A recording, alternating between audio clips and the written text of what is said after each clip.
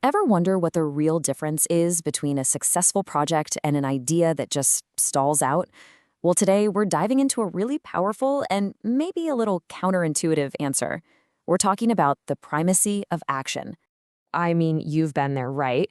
You get this amazing idea, and you start researching and strategizing, and you map out every single possibility.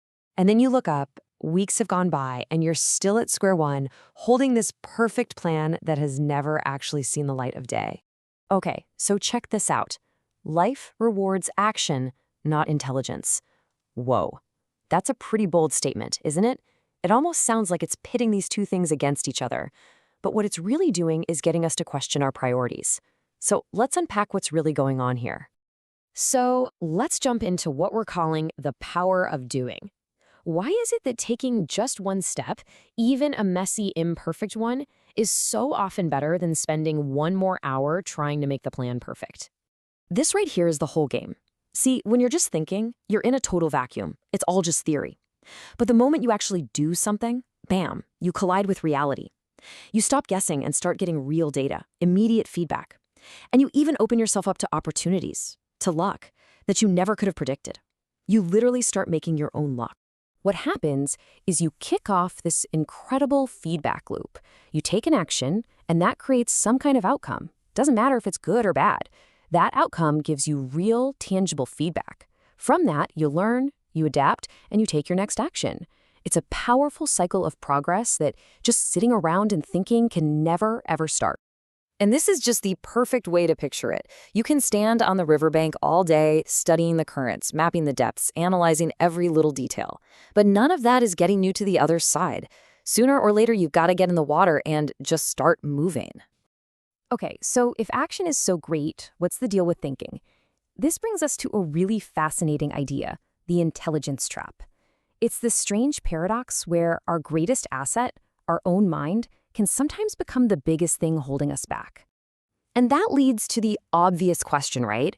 Is intelligence a bad thing? No, of course not. It's an incredible, powerful tool. The problem is never the tool itself, it's how we end up using it. And sometimes we use all that brain power to build this really comfortable fortress of inaction around ourselves. Let's break down the difference. Smart thinking is all about planning the next few steps.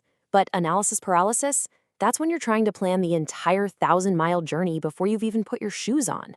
It's using research to inform your next move versus using research as an excuse not to move at all. Just waiting for this perfect moment that, let's be real, is never going to come. Does any of this sound familiar? You know, getting stuck in those endless what-if loops, or being so afraid of making a mistake that you just don't do anything. That constant nagging feeling that you just need one more piece of information before you can start? Yep, that's the intelligence trap in action. It's when the feeling of being productive completely replaces actually being productive.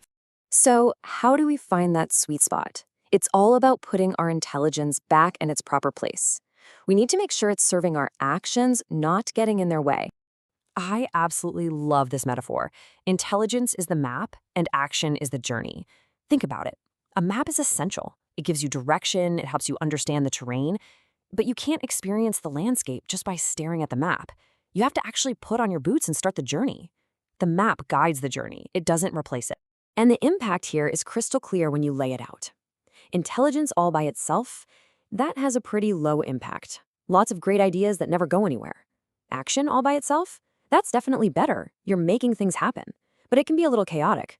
But when you combine them, when you get what we're calling smart action, that's where you see the biggest, most amazing results. So what is smart action? It's actually really simple. It's using your brain to figure out a good, solid first step. Not the whole path, just that very first step. It's about getting started in a sensible direction, knowing and even expecting that you're going to learn and adapt as you go. You're using your intelligence to launch, not to lock down. All right, let's bring this all home. This isn't just some abstract theory. This is a practical approach you can use, like right now. So let's talk about your next move. This is the key takeaway. Nobody's telling you to be reckless or to turn off your brain. The goal is just to recalibrate. It's about learning to recognize that moment when productive thinking turns into a form of procrastination. Think just enough to figure out a good next step, and then take it. So, I'll leave you with this question. Think about a project, a goal, maybe even a conversation you need to have. What is the single smallest move you can make today to pull it out of the world of thought and into the world of action? Because that's where the real reward is waiting.